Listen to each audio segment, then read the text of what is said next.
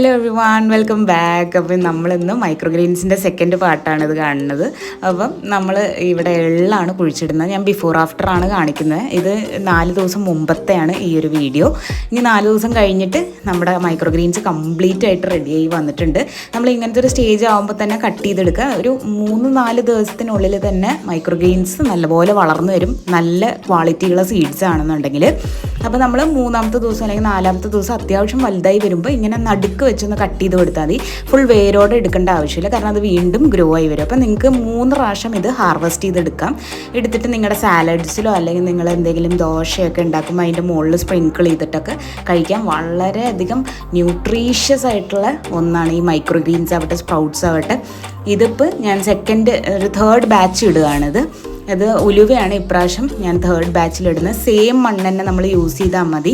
ഒരു 3 പ്രാവശ്യം ഹാർവെസ്റ്റൊക്കെ ചെയ്ത് കഴിഞ്ഞിട്ടുണ്ടെങ്കിൽ ആ മണ്ണിൽ തന്നെ വീണ്ടും നമ്മൾ അടുത്ത സീഡ്സ് കുഴിച്ചിടുക. ഞാൻ ഈ സ്പ്രൗട്ട്സും മൈക്രോഗ്രീൻസിൻ്റെ ഒരു കംപ്ലീറ്റ് വീഡിയോ ആയിട്ട് വരുന്നുണ്ട്, അപ്പോൾ എല്ലാവർക്കും ഇത് കാണാൻ പറ്റും.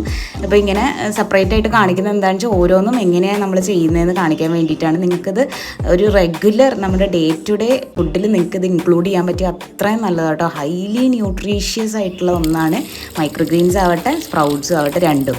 സോ നിങ്ങൾക്ക് എല്ലാവർക്കും ഇത് ഇഷ്ടപ്പെട്ടെന്ന് വിചാരിക്കണം. ബൈ.